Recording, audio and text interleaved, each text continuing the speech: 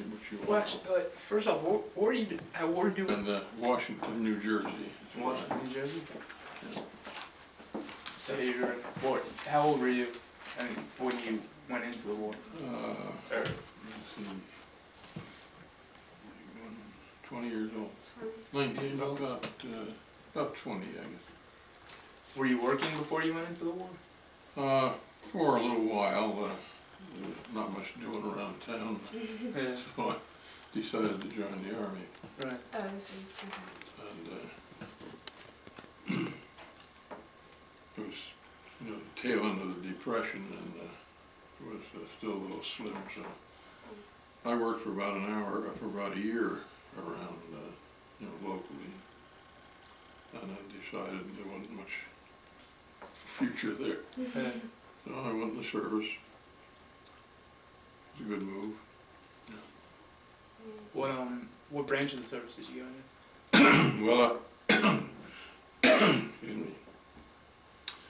It was in the mostly in the military police. Yeah. That was a personal choice. I went into the engineers, but I went to Hawaii. You had a choice where to go at those times. So I chose Hawaii, and I found the engineers worked pretty hard. Right across the quadrangle was the military police. They dressed nice. Right. So I went over, transferred to there.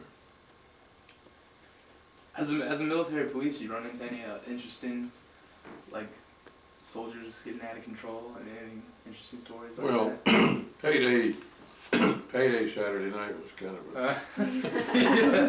Yeah. you know, plenty of action. I can imagine. Hawaii must have been pretty fun, right? Yeah, it was a good place to serve. The weather is nice. It does rain, you know, certain times of year. Their winter is rain, and it rains every day. But nobody runs out of the rain. Right. It's raining, so. How did you stay in touch with your family while you're in Hawaii? Male. Yeah. What kind of family did you have? Like, did you have how many? Did you have brothers and sisters? Or? I have a brother, or had a brother, he's dead now. I have a sister in New Jersey. I have a son and a daughter-in-law and a grandson in New Jersey. Were you married before you went into the war? No. Okay. No, I had met my wife in, this is strange, but I had met my wife in 1936. We were both in high school. And I, you know, went to the service in 1940, January 40. Of course, we lived in different towns, and after the war started in 41, I stayed there till 43 in Hawaii, and went back home, went down to see Ali, and gave her a ring. Hadn't seen her in 6 years. Wow. So we've been married for 61 years. Wow. So I guess that's the way to do it. Yeah. Okay, no. Oh, we have one of the questions. What is your most distinctive memory of Pearl Harbor? Maybe let's speak a little louder. What is your most distinctive memory of Pearl Harbor? Well, we were looking for it. I was there, let's see, 3.5 years before Pearl Harbor started. And I was there just 2 years. And every once in a while, we would go on alert when they would lose track of the Japanese Navy. And you see, no satellites at that time. Did this happen often when you went on going on There alert? was about, I think, 3 or 4 times we had real This is serious. before the attack on Yes. Pearl Harbor. And They had no satellites to keep track of them. Right. They had spotters on islands, you know, that were in that, around the ocean. So they lose track of the Navy, and we would beef up our security, Right. and then it would die down. But the month before Pearl Harbor, I was going to the University of Hawaii, and I'd come back to my company to get my pay. It was a payday Saturday night. So I came back to my company to get my pay. And I stayed in barracks that night, and the next morning, Sunday morning, you could get any kind of breakfast you wanted. Nice. Or eggs anyway, I'll put it that way. So I went down and had breakfast early, standing around chewing the fat with different guys. And we heard this plane dive, and he dived, and he dived, and he dived, you know. Well, we hear that all the time because we're right next to the airfield. Right. And it was common to hear them maneuvering and dog fighting and stuff like that. So we didn't get, you know, too shook up about it. So I said, boy, if you don't come out of it soon, you know, and all of a sudden, kaboom, you know, that was the first bomb. So we ran outside, and here the Japanese planes were flying around, you know, our barracks. Then they'd come back, they'd strafe our barracks, but they would fly down past and then drop bombs on the airfield right next to us there. And did an awful lot of damage there, did terrific damage.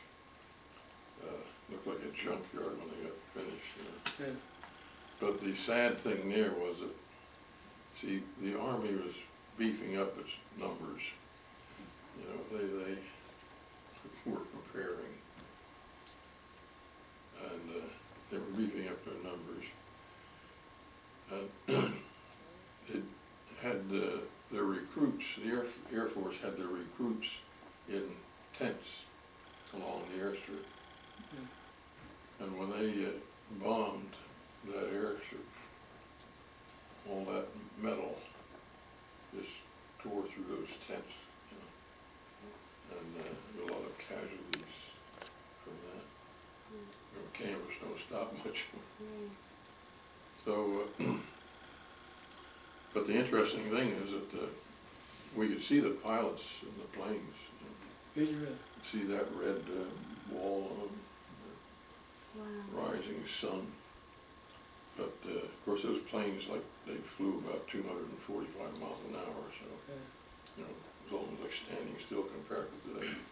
So we could see the pilots, and our company, we got a machine gun up on the roof,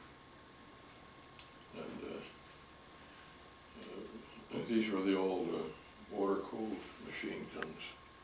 Took 4 men to run one, but you could do it with the fewer, because it had water in it. But our roof was a flat roof building, and a big chimney there, ventilator. And we put the machine gun by that chimney, so it has some protection. And we got one plane, we shot one plane down. Yeah. And he landed in town and burned a house down in town. But we did get one, and the engineers across the quadrangle got one. They did the same thing. So it went on for, well, you think it's going forever, but it's just a few minutes. And but then later, short time later, another flight came through from the north and did the same thing. Bombed the daylights out of it. They even strafed the hospital, you know, just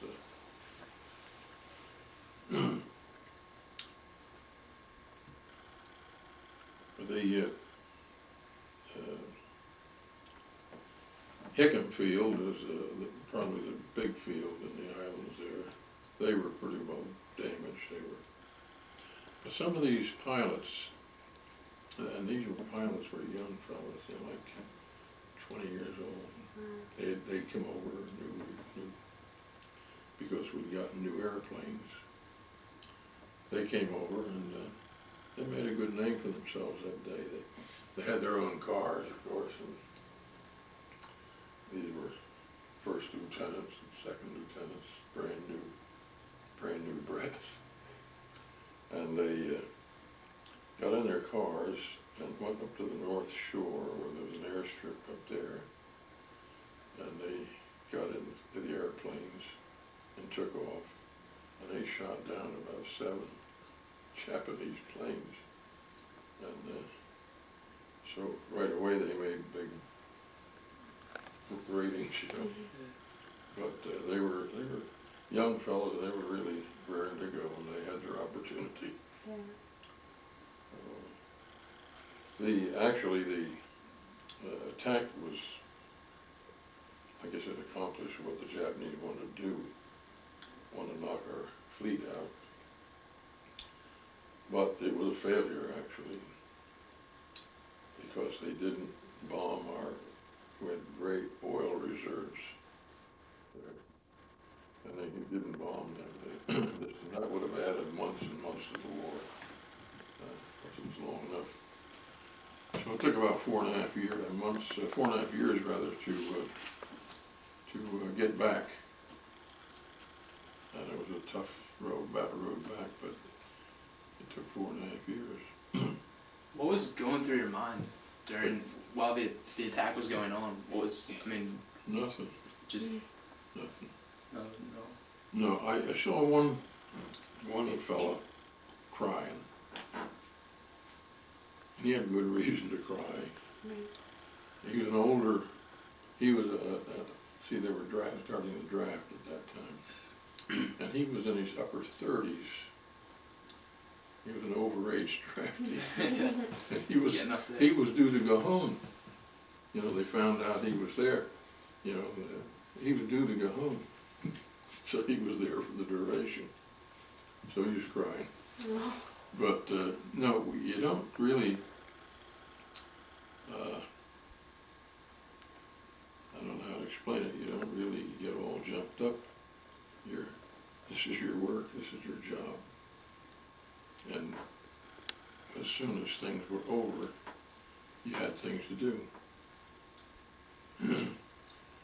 We went to, I was stationed at Schofield Barracks. All around the area there, resorts, I guess you'd call them beer joints. And this one resort was off the edge of the post. And there was a gate or an entrance from Schofield Barracks to this man's resort. And he only entertained officers, high class person. Yeah. And so when the bombs stopped dropping, we went up and got him and arrested him. But he was a reserve officer in the Japanese Navy. Now, he was known to be that, you know, but he was allowed to function and run his resort. And I'm sure that he got a lot of good information from these young officers that were, you know, in their cups a little bit. Mm. So I went up with a squad and brought him in. And I still have his pistol. Really? A souvenir. And that afternoon, I was sent down to another place where this worker on the docks in Honolulu,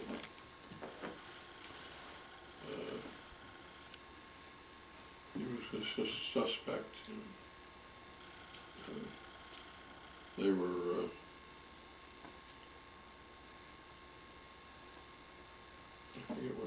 call him, but they suspicioned he was into something. So we searched his house. Into something, Subversive. oh, like working with the Japanese? Yeah, working, yeah. You don't know. He's got this job on the docks, on the ships. He had a notebook with every ship in the harbor, with deck plans and the whole Yeah, thing. definitely. It's good information. So we brought him in too. He had stuff he shouldn't have had. So from then on, it was rather a quiet war for us. Although, I mean, there were no bombs dropping. Did you remain an MP in Honolulu or Pearl Harbor? And, well, I wasn't stationed in Pearl Harbor. I was stationed in Schofield Barracks, which is maybe 30 miles, 40 miles from there. Schofield Barracks was a large post, large, had 15,000 troops, which at that time was a lot because our whole army was only 250,000 troops. And then of course they added to that. But we had our job was to pretty much to be policemen, and then we had investigations. There's always in that kind of a community, there's always some kind of crime going on. Yeah. So we had to take care of that. How did you go about when you were when you went to go get that guy on the docks? Like, how did you go about arresting him? Or with just like, how did you do it? I guess. Just went to his house and secured the family and began searching his desk and stuff like that. How did you find out about him? I was told at that time that he was probably very well known or suspicioned. Yeah. They have their eyes open pretty much. Yeah. Sometimes they don't. They blink, but they kind of have things under control. The only thing that wasn't under control was when is this attack going to come? I was there pretty near 2 years before it came, but we were looking for it for 2 years. And which didn't mean we were going like this all the time, this is where we're at and this is what we do. So when it came, we had to rebound and go to work. The newspapers newspapers from the States reported the damage at Pearl Harbor was nowhere near what it really was. Really? No. Did they report it lesser or Less, greater? much less. Yeah. They didn't have any idea. And the media makes up things once in a while. Right. They took a good bad guess and they were a mile away. Yeah. Were you close, or were you friends with any of the people that passed away at Pearl Harbor? Yeah. I went to school with high school with one fellow that died, and he was on the Arizona. Oh, yeah. Yeah. And I was going to, the University of Hawaii, and I sat next to a couple of sailors, and they both got it. So it comes close. Do you still talk to anyone? Any friends you made there? Do you still talk to any of them? Did I talk to them? Mm-hmm. Keep in Like, do you still keep contact in with touch? anybody? Oh, no. This fellow in the Arizona, he was a year ahead of me in school, and his sister was in my class. And, but I never did get a chance to visit him or anything like that. Of course, he's on a ship and they sail away. Right. I guess there's a, I guess you saw, I mean, after the war, I guess America changed a whole lot. Just how did how did you see that? How did you see that change? Well, of course, I have notes. It was 64 years ago. I know. Yeah. But the forget changing world is no doubt about it. Actually, you can get to Hawaii now in about a day. Well, I sailed out of New York in the early part of January. And 30 days later, I was in Hawaii. Wow. Went through the Panama Canal. So that's a difference there. Yeah. And I get a graphic difference too. This is you. Doing that. Were you real excited when you were leaving from New York? I mean, getting to go see, I guess, around. Well, I mean, you'd probably see a lot of the world, but really, or you just I trying to don't get out of remember. Jersey. I'm thinking about it. Really? That's where I'm gonna go, and I'm in the Army, and You have to do all I gotta do is go along. But this is the uniform that the military police had at that time. And of course, then when the war started, we got rid of all the fancy stuff. But this was like our first class uniform, parade uniform, something like that. After that, we dressed like all the other soldiers. But uniform is an awful lot when it comes to authority. And when you come up with one like that, they gotta look at you. But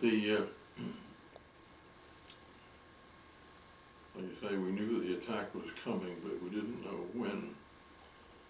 And but why would Japan attack the United States? A little country like that. I'm sure you've studied the politics of this thing. This was all happening. The preparation for this was all happening while I was in high school. And we knew that the Japanese were beating up on the Chinese at that time. They finally declared war, I think it was 38, 39. And that the English were beginning to fight the Germans. The Japanese, the Italians declared war on England. And I'm sure that Winston Churchill jumped right up and down when they attacked us and got us into the war. He was trying to convince Roosevelt, of course, to come on, And Roosevelt did a lot of things that he would have been impeached for.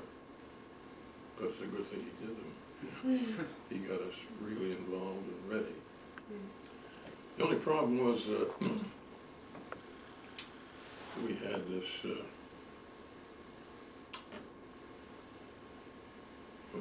Japan was not really, I'll put it this way, if you're going to start a war, they did it the right way. But the envoy from Japan and the Japanese representative in Washington were sitting down with Hull, the Secretary of State, and, quote, negotiating peace while the bombs were already dropping. And Hull got the message while that meeting was on, and he just blew his stack. There was no politician, no peaceful man. He was quite a peaceful man. but we had stopped giving gasoline and scrap metal to Japan, and they didn't like that. And we made loans to China, and but we always all thought, you know, we're all ignorant. We don't remember study history like we should. But Japan was a warlike nation from about the middle of the 19th century. They joined the modern world, and they defeated Russia. I think you probably know that. They took Korea and little Japan, you know. So they were the different Japanese and the ones we accused of selling us a lot of junk, you know, Japanese junk today. But the interesting thing about the attack was that prior to the attack, well, maybe a few months, they began increasing defenses on the island. Now, Wheeler Field was just a block away from us. That opened up onto the highway, King Kamehameha Highway. And you could stand on that highway and look right up the field. They began hauling in loads of dirt, and they built great earthworks along there. You couldn't see anything. Drive by or park, you couldn't see anything. And of course, if you were seen walking through there, you'd be stopped.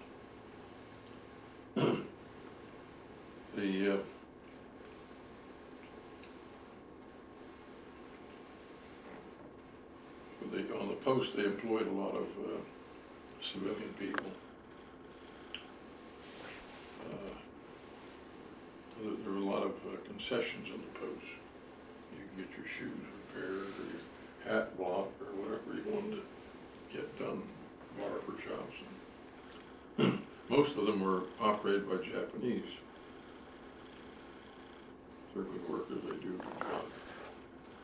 But when the war started, all the Japanese were barred from the post, and they went to the Filipinos. We had all Filipinos on the post then.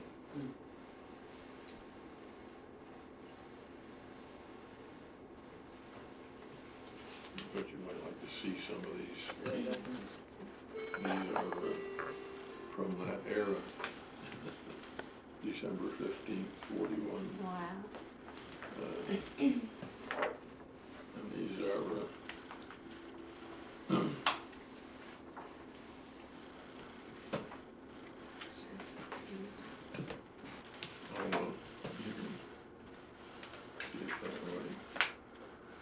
What did you do when the war was over? What was your... well, I went to school, technical school, electronics, and then I taught school for a while in that field, and then I opened up a shop servicing television, radios, selling televisions. I did that for about 32 years. I retired in 1985, moved here. Why Lynchburg? Why Lynchburg?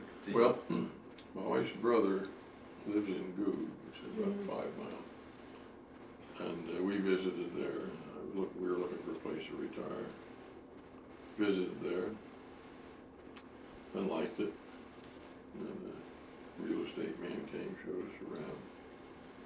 And we saw this house was available. So it was nice. It's just, we like it here. Besides, it's financially it's a lot more comfortable. New Jersey taxes are really Yeah. Where are you all from?